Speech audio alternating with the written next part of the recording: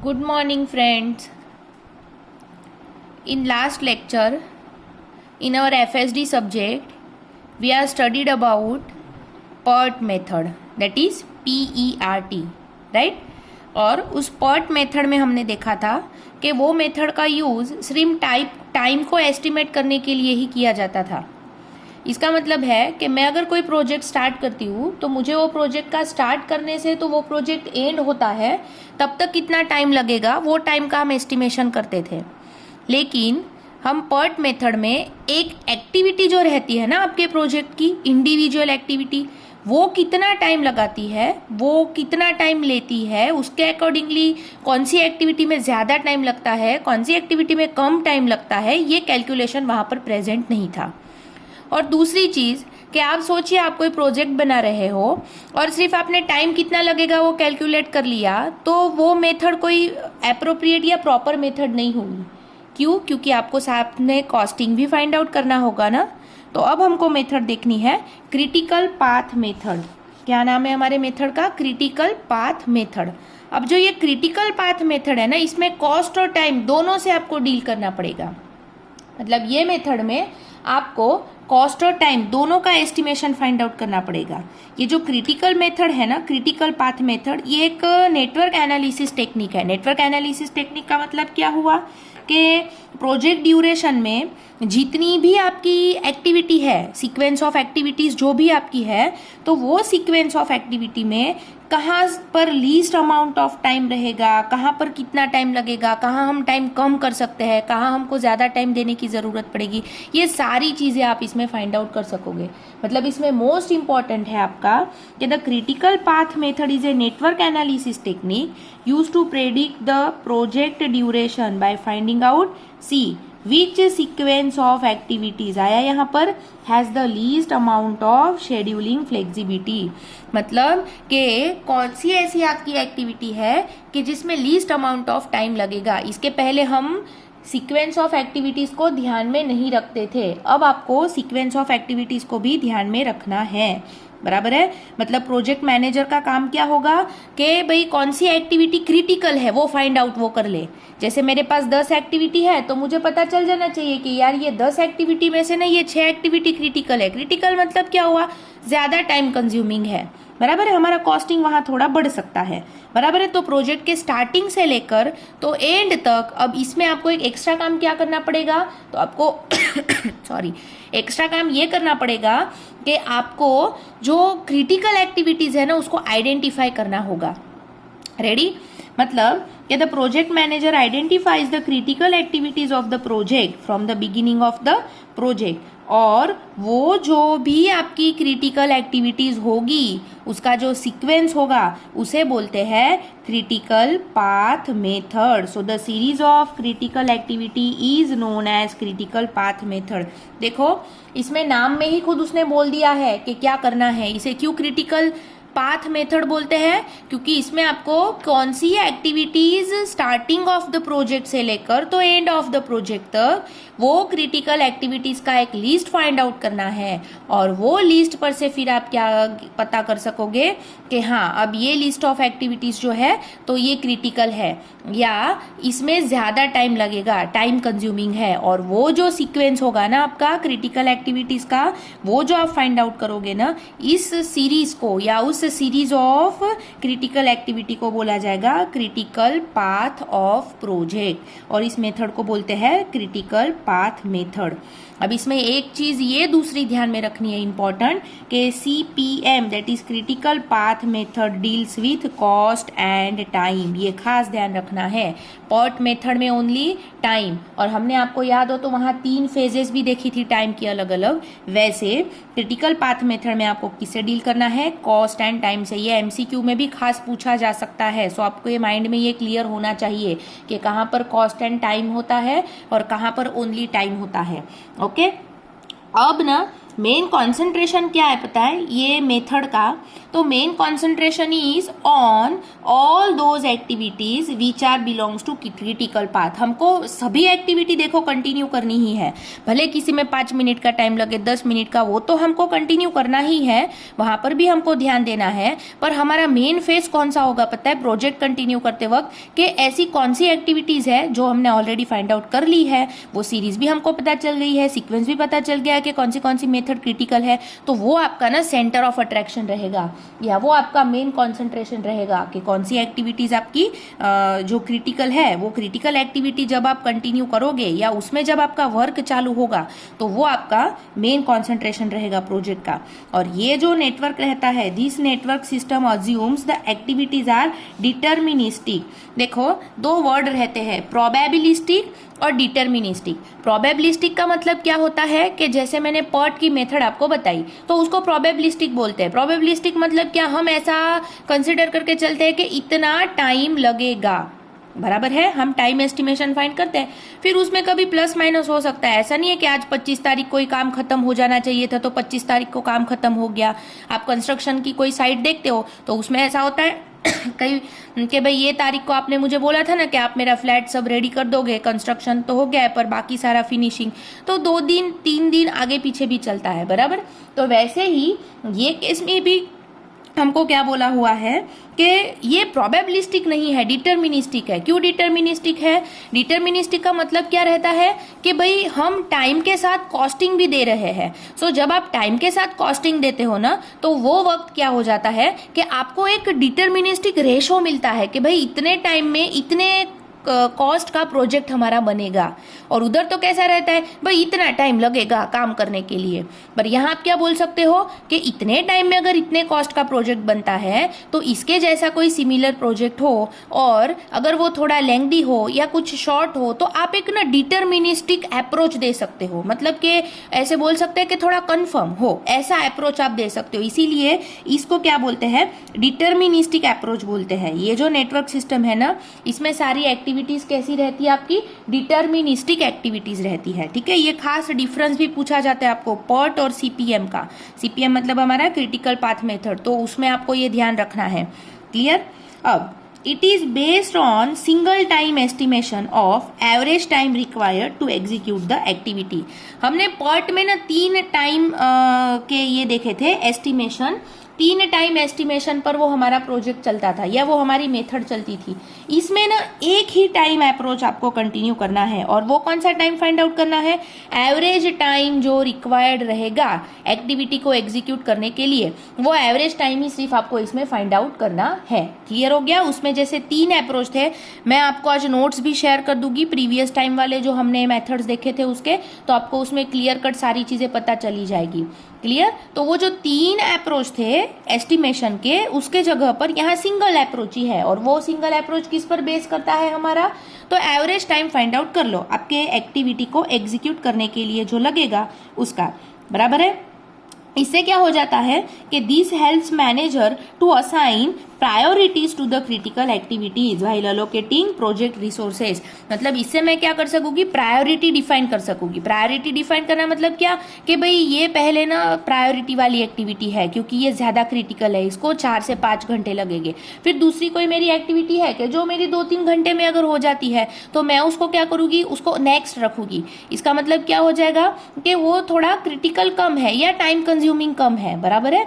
तो इसके accordingly project manager जो रहता है ना आपका, वो क्या कर सकेगा, प्रायोरिटीज असाइन कर सकेगा, या अकॉर्डिंग टू प्रायोरिटीज वो क्या कर सकेगा, वो उसका एक सिनारियो है या वो डिस्ट्रीब्यूशन जो है रिसोर्सेस का वो उस तरह से रख सकेगा। जैसे कि मुझे फॉर एग्जांपल प्रिंटर चाहिए है, अब मेरा काम 5 घंटे का है और दूसरे का काम 3 घंटे का है, पर आपको मेरा काम खत्म नहीं होता है तब तक आगे वाला काम शुरू नहीं हो सकता है, तो आप पहले प्रिंटर किसे दोगे, वो 5 घंटे वाली एक्टिविटी वाले कोई प्रिंटर दोगे ना, कि भाई एक बार वो फ्री हो जाए तो उससे जो प्रिंटिंग डॉक्यूमेंट मिलने वाले हैं वो 3 घंटे वाले एक्टिविटी वाला यूज करने वाला है।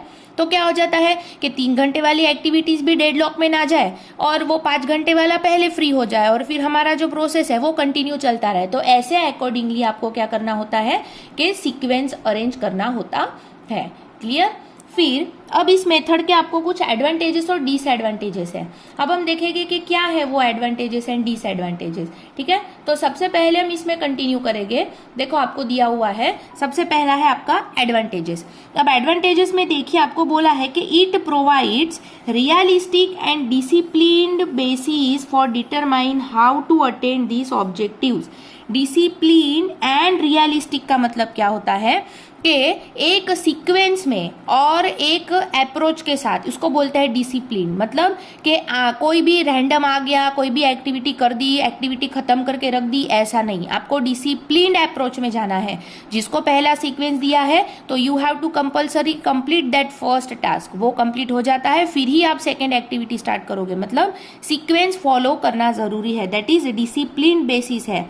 और दूसरा आपको बोला है रियलिस्टिक। रियलिस्टिक का मतलब क्या रहता है? रियलिस्टिक चीज इसको बोलते हैं कि जो आपने जो एस्टिमेशन फाइंड किया ना, उसके 100% तो हम नहीं बोल सकते, पर नियर टू 100% अगर वो सही उतरता है तो उसे बोला जाता है रियलिस्टिक। तो ये आपको क्या करता है कि एक रियलिस्टिक और डिसिप्लिन बेसिस देता है, जिससे आप क्या कर सकते हो, प्रोजेक्ट के जो ऑब्जेक्टिव है उसे फुलफिल कर सकते हो। क्लियर? फिर देखिए मैंने आपको लास्ट में ना पर्ट में बताया था कि ये बहुत ही मतलब कि रेयर यूज की जाती है। जो पर्ट मेथड है ना वो रेयर यूज की जाती है, क्योंकि बड़ी बड़ी इंडस्ट्रीज में सिर्फ टाइमिंग का एस्टिमेशन देने से कुछ नहीं होता है, आपकी सारी चीजें कॉस्टिंग पर भी चलती है, तो आपको साथ में कॉस्टिंग भी देना होता है। तो यहाँ पर आपको बोला है कि देखो it is widely use in industry. मतलब जो इंडस्ट्रीज है उसमें ये मेथड वाइडली यूज की जाती है, बराबर है। और वाइडली क्यों यूज की जाती है तो यहाँ पर बोला है कि it evaluates which activity can run parallel to each other. मतलब सीक्वेंस ऑफ एक्टिविटीज पर से आप क्या डिसाइड कर सकते हो कि भाई कौन सी एक्टिविटी फिलहाल पैरेलल में चल सकती है। जैसे मैंने अभी आपको प्रिंटर वाला एग्जांपल दिया कि भाई मुझे प्रिंटर चाहिए है 5 घंटे के काम के लिए, और मेरा काम खत्म होने के बाद ही आपको प्रिंटर मिलना है।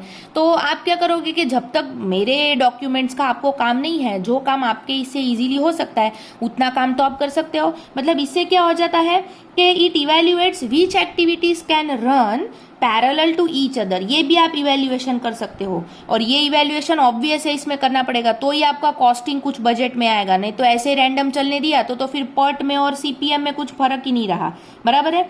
और इससे क्या फर्क होता है पता है? इससे फायदा ऐसा होता है कि आपको डिपेंडेंसीज पता चल जाती है। देखो it displays dependency to help scheduling. इससे पता चलता है कि भाई ये एक्टिविटी करने के बाद तुरंत मुझे ये नेक्स्ट एक्टिविटी करना जरूरी है, बराबर है। क्यों? क्योंकि उस पर मेरा ये डिपेंडेंसी है या उस पर मुझे ये कंटिन्यू करना है।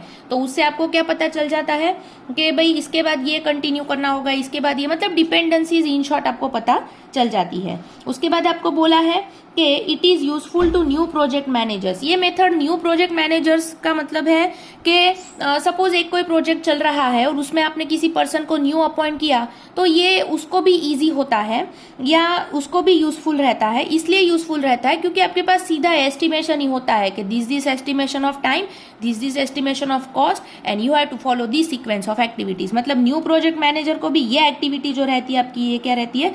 यूजफुल रहती है। क्यों यूजफुल रहती है पता है? क्योंकि ये आपको एक प्रॉपर क्लियर, उसके बाद जिसको हम बोलते हैं ना कि डुप्लीकेटेड नहीं होता है, ऐसा प्रॉपर डॉक्यूमेंटेशन ही प्रोवाइड करती है। प्लान के साथ, शेड्यूलिंग के साथ, टाइम और कॉस्ट एस्टिमेशन के साथ इतना प्रॉपर डॉक्यूमेंटेशन आपको प्रोवाइड किया जाता है इसमें कि आपको किसी और की हेल्प लेने की जरूरत ही नहीं पड़ती। जैसे हमने एसआरएस की बात की थी, तो उसके जैसा एक प्रॉपर सीक्वेंस ही मिलता है कि वो आप एक बार रीड आउट कर लो तो आपको क्लियर ही हो जाते हैं। देखो ये बोला है कि it provides a clear, concise and unambiguous way of documenting and communicating project plans, schedules, time and cost performance। मतलब ये सारी चीजें उसको उसी में पता चल जाती है, तो फिर उसको बाकी किसी चीजों की जरूरत नहीं पड़ती है, बराबर है। और एक यूजफुल है एडवांटेज आपका, it determines slack times. Slack times का मतलब क्या होता है कि हम जो बोलते हैं ना कि लैगिंग, या जितना टाइम हम पीछे रह जाते हैं या जितने टाइम हमारा थोड़ा वेस्ट हुआ है, तो वो स्लैक टाइम भी आप इसमें क्या कर सकते हो? डिटरमाइन कर सकते हो। अब हम देखेंगे तो फिर इसके डिसएडवांटेजेस क्या है। हम सारे एडवांटेजेस तो देखे, बराबर है। अब जैसे हमने प्रीवियस इसमें देखा था पर्ट में, तो पर्ट में हमने देखा था कि भाई डिसएडवांटेजेस क्या है, तो सिर्फ टाइम ही कैलकुलेट होता है, लो कॉस्ट नहीं होता है। तो ऐसे कॉस्टिंग के रिलेटेड काफी सारे डिसएडवांटेजेस थे, पर इसका डिसएडवांटेज क्या है? सबसे पहला कि CPM network can be too complex for larger projects. हाँ, अगर बहुत बड़े प्रोजेक्ट है तो ये थोड़ा एक्टिविटीज़ को डिफाइन करना, उसका सीक्वेंसिंग करना, ये सारी चीज़ें कॉम्प्लेक्स हो जाती है। And it does not handle the scheduling of personal and the resource allocation. इसमें शेड्यूलिंग जो है पीपल का या रिसोर्स का नहीं होता है, इसमें किसका शेड्यूलिंग होता है? ओनली एक्टिविटीज़ का ही शेड्यूलिंग होता है। मतलब आपको पर्सन और जो रिसोर्सेस है वो तो रेडी ही रखने होते हैं, जब जो एक्टिविटी आती है उसके अकॉर्डिंगली आपको वो रिसोर्स अलोकेट कर देना होता है। मतलब इसमें उसका शेड्यूलिंग होता ही नहीं है। You have to make ready your people and your resources, बराबर है। फिर आपको जो estimating the completion time of an activity can be difficult. देखो इसमें हम एस्टिमेशन ऑफ कंप्लीशन टाइम मतलब के फाइनल वो इसमें हम फाइंड आउट नहीं कर सकते हैं, ठीक है, जो उसमें हमारा हो सकता था। क्यों? क्योंकि उसमें कैसा था, 3 टाइम एस्टिमेशन दिए थे और इसमें इसने क्या किया कि हमको 1 ही टाइम एस्टिमेशन दिया, और वो भी किस पे बेस है आपका? तो एवरेज टाइम पर बेस है। इसीलिए इसमें वो कैलकुलेशन जो है वो हम यहाँ पर डिटरमाइन नहीं कर सकते, या आप कर भी सकते हो पर वो थोड़ा डिफिकल्ट है आपके लिए, ठीक है। And then critical path not always clear and needs to be calculated carefully. मतलब हर बार प्रॉपर ही किया हुआ होगा, जिसने भी एस्टिमेशन किया होगा वो क्लियर और कॉइंसाइज ही होगा, ये हम उसमें कंफर्मेशन नहीं दे सकते हैं, क्योंकि वो तो जो मैनेजर है उसके अकॉर्डिंगली वो एक्टिविटी डिफाइन करेगा और वो प्रायोरिटीज देगा कि भाई ये ज्यादा टाइम कंज्यूमिंग है, ये कम कंज्यूमिंग है। पर ऐसा भी हो सकता है कि आपको ऐसा कोई कोडिंग वाला पर्सन मिल जाए कि जो आपका 5 घंटे का काम 2 घंटे में भी करके दे सकता है, बराबर है। तो ये क्या हो जाता है, पर्सन टू पर्सन जो एस्टिमेशन है ना वो थोड़ा आपका चेंज हो सकता है। क्लियर? अब देखिए हम देखेंगे कि कौन से डिफरेंसेस हमने देखे पर्ट और सीपीएम में। तो सबसे पहला डिफरेंस तो आप ये बोल सकते हो कि उसमें टाइम एस्टिमेशन होता है, इसमें कॉस्ट एंड टाइम दोनों का एस्टिमेशन होता है। फिर दूसरी चीज मैंने आपको यहाँ पर एक्सप्लेनेशन के वक्त भी बताई कि उसमें हमको टाइम एस्टिमेशन के लिए कितने दिए थे, 3 अप्रोच दिए थे, और इसमें हमारे पास क्या है, only single time estimation approach ही है, बराबर है। फिर हमने देखा कि वो प्रोबेबिलिस्टिक था, मतलब कि हम ऐसे कंसिडर करके चल सकते थे कि ऐसा होगा, पर ये क्या है आपका डिटर्मिनिस्टिक अप्रोच भी है, बराबर है। ये probabilities, this one is deterministic. अब इसमें खास क्या देखना है आपको कि यहाँ पर जो पर्ट मेथड है तो इसमें जो आप एस्टिमेशन करोगे ना तो वो एस्टिमेशन आपका पास्ट एक्सपीरियंस या फिर कोई भी मोस्ट लाइकली टाइमिंग होगा कि भाई आपने प्रीवियस कुछ किया है उस पर से आप क्या कर सकोगे, एस्टिमेशन दे सकोगे। पर सीपीएम में ऐसा नहीं होता है। सीपीएम में तो आप इसके जैसा कोई प्रोजेक्ट देखोगे और उसका जो हिस्टोरिकल डेटा होगा वो हिस्टोरिकल डेटा के अकॉर्डिंगली क्या करोगे, एस्टिमेशन यहाँ पर दोगे। और लास्ट है आपका कि एस्टिमेशन इज अनसर्टन, किसमें, पर्ट में, क्योंकि it is used ranges of duration and the probability then an activity fall into that range. मतलब एक्टिविटी का टाइमिंग फाइंड नहीं करना है, टोटल ओवरऑल टाइम फाइंड करना है। और ये केस में क्या बोला है कि only 1 number is used for an activities time estimation, और वो कौन सा है हमारा एक्टिविटी टाइम एस्टिमेशन वाला 1 number, that is average time of activity. Clear?